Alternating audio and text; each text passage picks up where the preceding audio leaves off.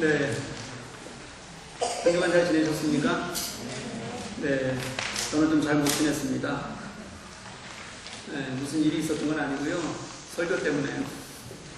오늘 설교를 준비하기가 정말 어려웠어요. 제가 설교를 준비하면서 꼭 놓치지 말아야겠다고 생각하는 것이 묵상 그리고 은혜입니다.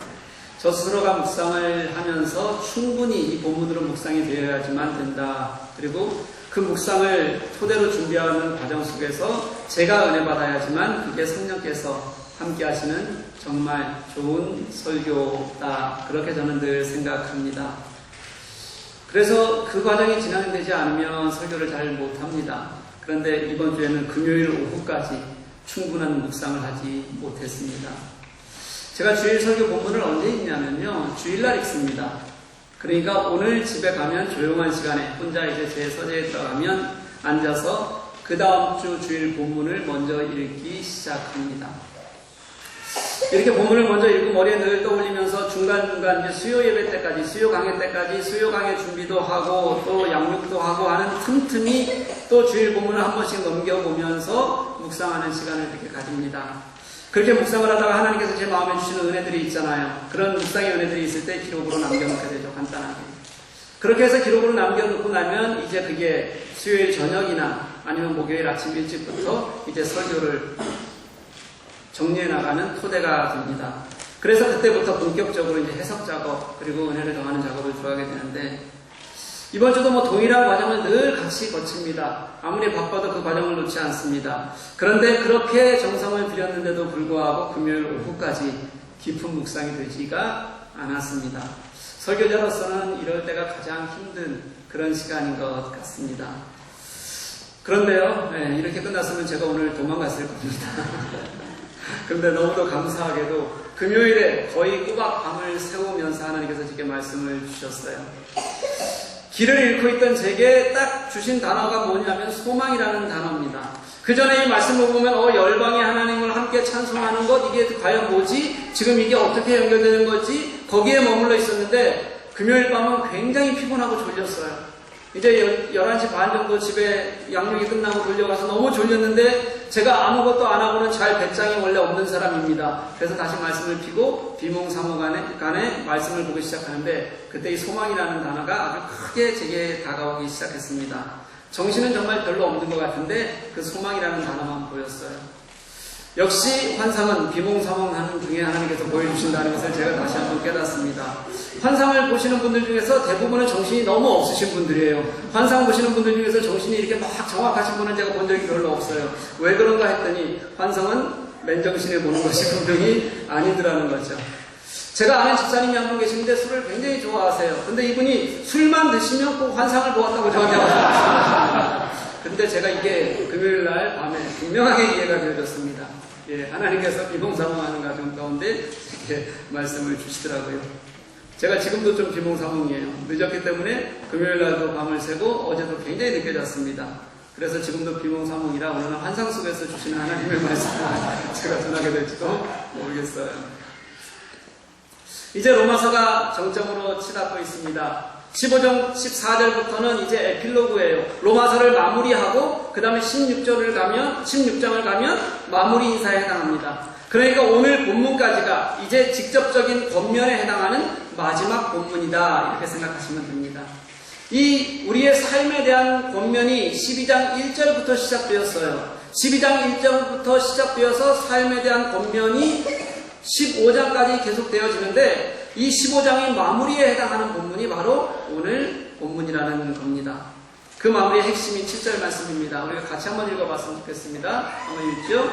시작. 그러므로 그리스도께서 우리를 받아 하나님께 영광을 돌리심과 같이 너희도 서로 받으라. 아멘. 서로 받는 것. 그럼으로써 하나님께 영광을 돌리는 것. 이것이 그리스도인이 살아가는 삶의 가장 중요한 핵심이다. 이렇게 말하고 시작하는 겁니다.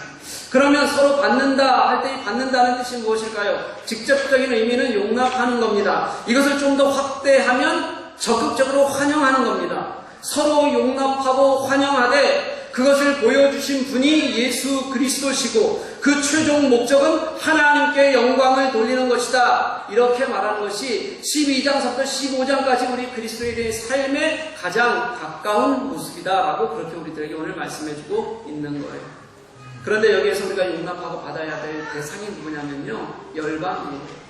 이 열방을 신학적인 용어로 바꾸면 이방인 이렇게 표현해도 좋습니다. 그럼 지금 우리가 현대 쓰는 용어로 바꾸면 어떻게 얘기할 수도 있어요? 외국인 이렇게 얘기해도 좋습니다. 다시 말하면 우리 말고 우리를 넘어서는, 국가를 넘어서는 이제 우리의 교회 안의 문제만을 얘기하는 것이 아니라 용납하고 함께해야 될 대상을 확대하고 있다는 겁니다. 온 열방이, 다시 말하면 모든 세계의 사람들이 하나님께 영광을 돌리기까지, 다시 말하면 구원을 얻기까지, 그렇게 우리의 삶은 예수 그리스도의 구속 사역에 매여 있어야 하고 떼어낼 수 없는 것이라는 거예요. 그것을 위해서 우리가 해야 될 것을 마지막으로 또 얘기하는 것이 하나 되어라, 이렇게 표현합니다. 그런데 여러분, 이 하나가 된다는데, 이 하나가 된다는 것이 도대체 어떤 의미인지, 정말 내가 하나가 되기 위해서 노력하면 이 보잘것없는 내가 다른 사람 한 사람 용납하는 것 때문에 어떻게 온 열방이 하나님을 찬양하게 되는 것인지, 이게 무슨 뜻인지 여러분 생각해 보신 적이 있습니까? 나 하나로 온 열방이 하나님을 찬양하게 된다는 게 무슨 뜻일까요? 이 말씀을 이해하기 위해서요, 창세기 11장의 바벨탑 사건을 같이 한번 생각해 보았으면 좋겠습니다. 여러분, 바벨탑 사건 다 아시나요? 노아의 홍수가 있었어요. 노아의 홍수 이후에 사람들은 다시 또 땅에 평만해졌습니다. 그때 사람들은 노아의 홍수를 기억하면서 우리가 스스로 안전을 도모하자고 바벨탑을 쌓기 시작합니다. 이 장소가 어디였냐면요, 시나이 평지 이렇게 나와요. 여러분, 시나이 평지가 어딘지 혹시 아시는 분 있으세요? 유프라테스 강하고 티그리스 강 사이에 있는 평지입니다. 거기가 우리가 잘 알고 있는 메소포타미아 문명이 발달했던 그런 지역이에요. 이 지역을 구약에서는 뭐라고 부르는지 혹시 아세요? 바벨론 이렇게 부르는 지역입니다. 지금은 그럼 어디 땅이에요? 이라크 땅이 됩니다. 이 지역에 시리아도 섞여 있어요. 이렇게 문명이 발달했던 지역이죠. 문명이 발달하고 그것은 정말로 인간들이 자신의 욕심이든 아니면 자신의 문화든 자신의 재능으로 무엇이든 할 수 있는 그런 땅이라고 생각됐어요. 다시 말하면 인간의 욕망이 극대화될 수 있는 그런 장소에서 그들은 바벨탑을 생각하게 됩니다. 그럼 그들이 그것을 설계할 때 설계 목적과 구호를 한번 볼까요? 그들의 설계를 어떻게 설계했냐면 모든 사람이 다 들어갈 수 있도록 크게, 그리고 다시는 어떤 홍수에도 버틸 수 있도록 높게 쌓자는 것이 그들의 설계였습니다. 그래서 그들이 내걸었던 구호가 뭐냐면 하늘에까지 높이 쌓자, 우리의 이름을 내자, 우리가 이제는 흩어짐을 면하자, 이거였습니다. 다시 말하면 그들은 자신이 가지고 있는 그런 재능으로, 그 욕심으로 하나님의 일하는 역사를 버리고 하나님처럼 되고자 하는 욕망, 그런 인간의 욕망이 다 모여있는 것, 그게 바로 바벨탑 사건이었다는 거예요. 그래서 하나님은 당시에 하나였던 그들의 언어를 흩어버립니다. 그리고 이 언어가 흩어짐과 동시에 이제 인간 사이에는 진정한 일치가 불가능해져 버리게 되었습니다. 이것을 우리가 신앙적으로 해석하면 우리 인간의 분열은 하나님을 떠나고 하나님처럼 되고자 하는 욕망에서부터 시작되기 시작했다는 거예요. 이게 성경이 말하는 우리들의 분열의 모습입니다. 그럼 이렇게 흩어졌던 열방이 다시 하나로 모일 수 있는 방법은 무엇이겠습니까?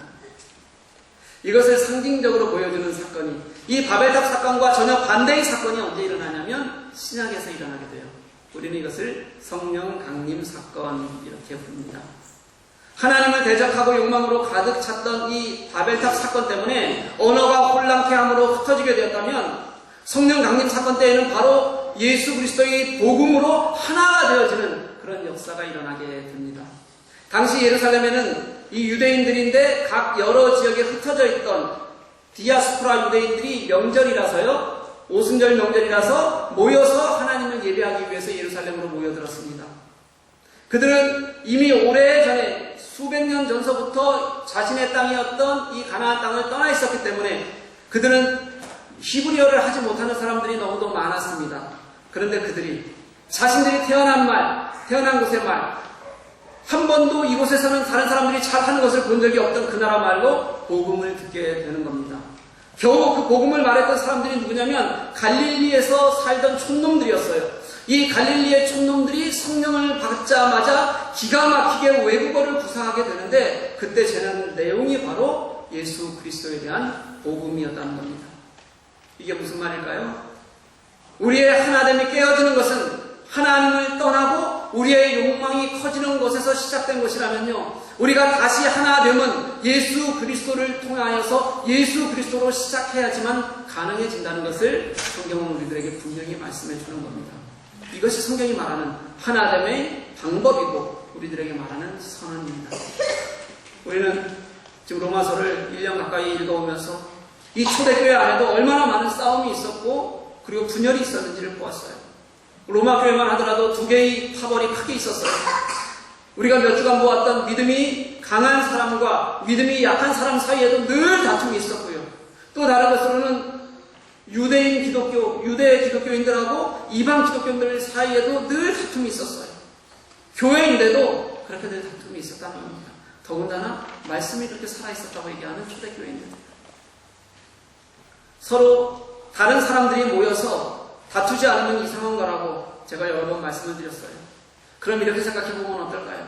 이것을 반대로 생각하면 그럼 다투지 않기 위해서는 서로가 다르다는 것을 인정하면 그러면 싸움이 그쳐지게 되는 겁니다.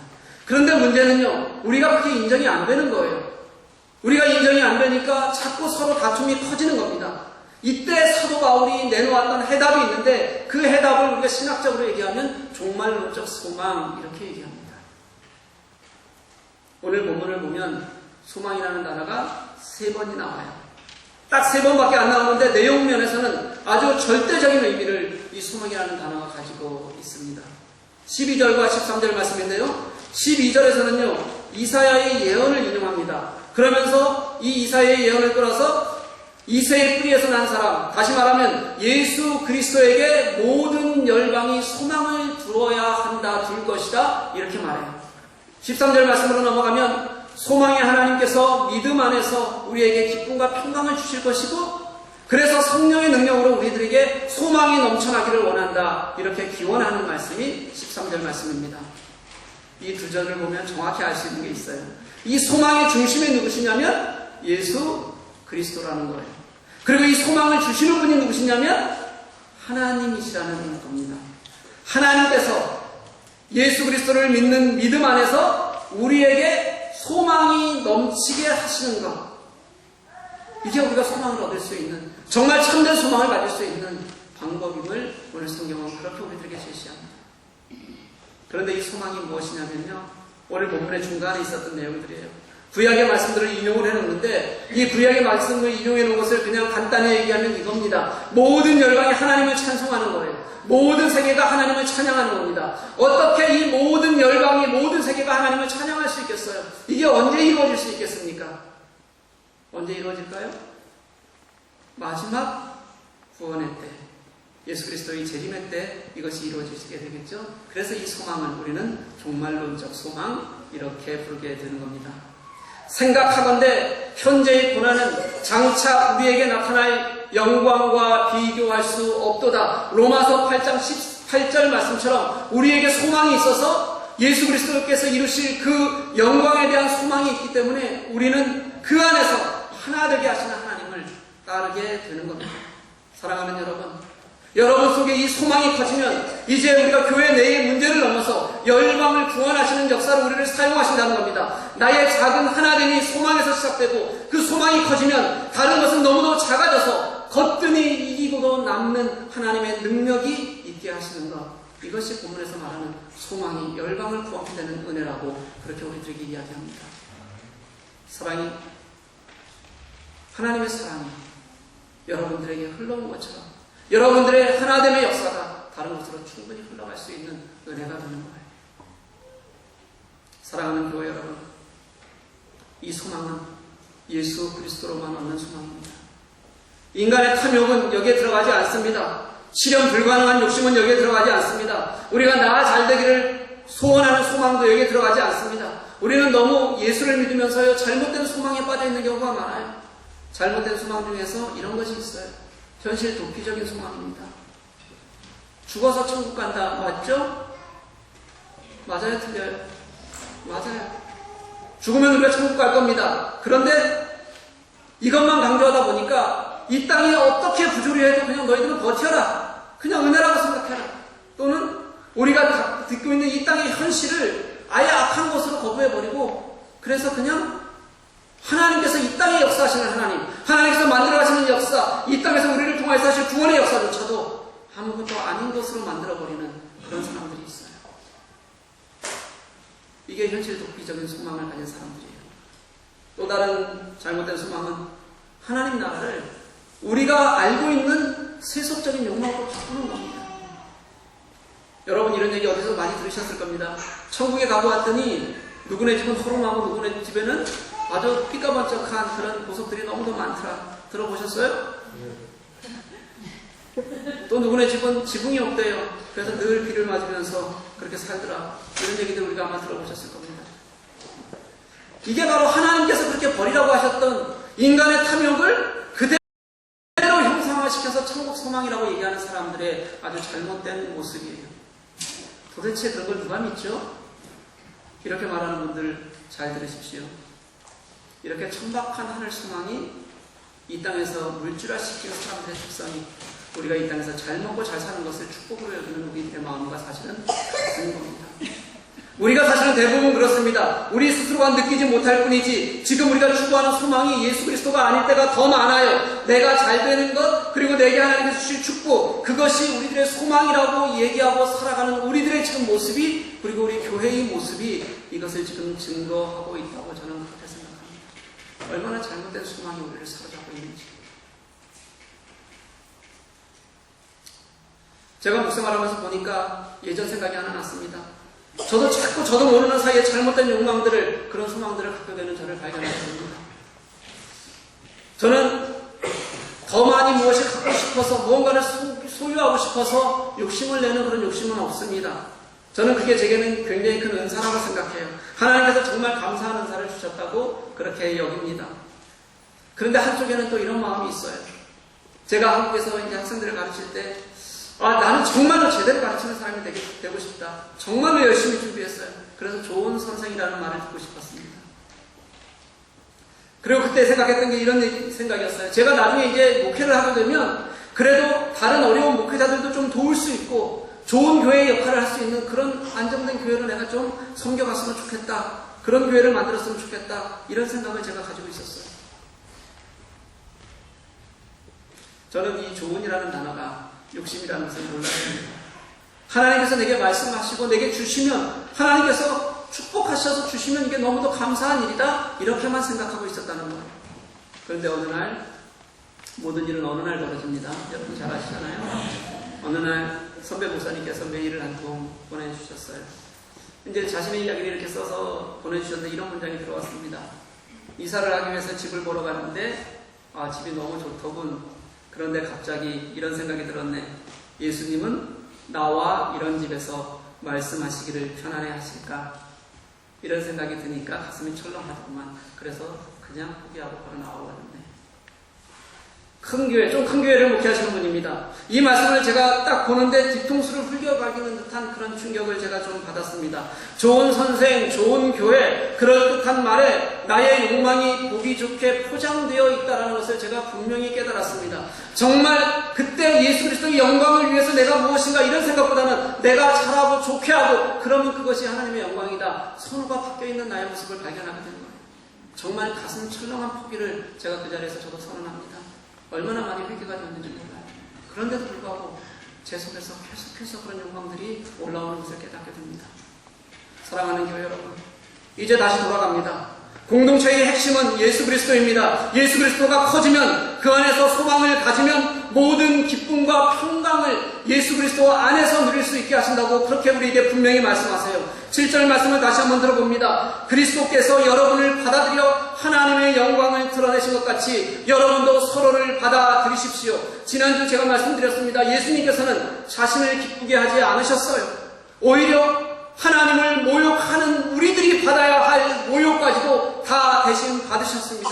그것을 우리는 십자가 사건이라고 말합니다. 그 십자가 사건이 할 수 있는 딱 두 가지, 우리가 해야 될 정말 중요한 두 가지를 고르라면 저는 그 구원의 감격을 누리는 것이라고 생각해요. 이게 하나입니다. 또 하나는 우리가 이 구원의 감격을 누린 사람들이 이제는 우리에게 올 완전한 구원의 소망이 있기까지 그 소망을 붙들고 하나님을 찬양하며 하나 되어 우리가 하나님을 영광되게 하는 겁니다.